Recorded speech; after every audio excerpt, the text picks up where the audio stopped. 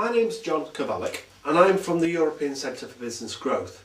We're very keen to develop our relationships right across Europe in order to develop trade across Europe, and that's the purpose of this short video, which gives you a few pointers about what to think about when developing overseas markets. We call it the Insider's Guide, and the focus is on developing in the UK. The first thing is I'd like to point out that on the website you'll find a scribe. Hang on, Harlequin's got a question. Where do I find the website? Well, the website, good question, the website Harlequin you can find on www.ecbiz.eu. That's the European Centre for Business Growth's website. On the website you'll find a scribe. The scribe is actually on the front page of the website and it's called the Insider's Guide. And on the scribe there's a few pointers, a few ideas really.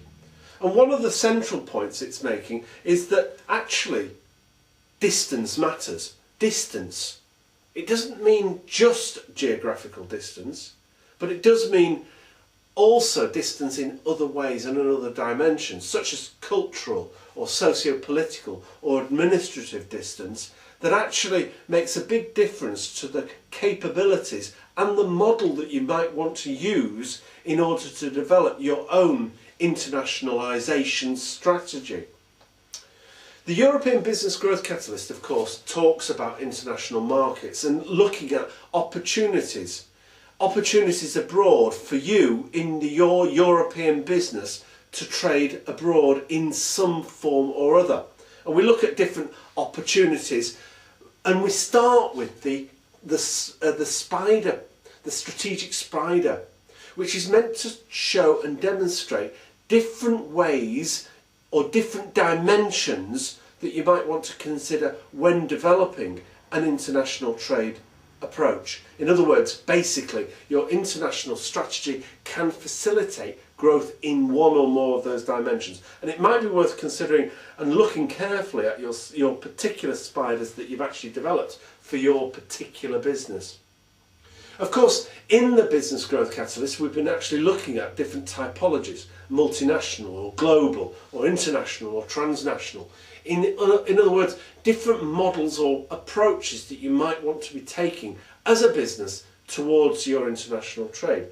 But of course, in that, there's a whole raft of different strategies to drive perhaps market penetration or new markets across different countries, or product development in your internationalisation strategy, or diversification. And of course there's a whole raft of different typologies. Oh, Harlequin's got another question.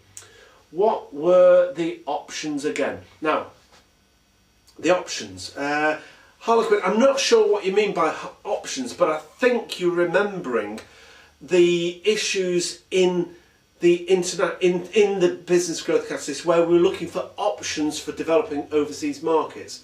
And this is the relationship between you as a given organisation and how you might interact with other organisations in different localities across Europe or beyond. So for example, there's direct foreign financial investment, and then there's joint ventures that you might want to develop, or mergers with existing local companies, or franchising and licensing arrangements, or pure exporting itself. I think those are the 5 options that you're referring to, Harlequin.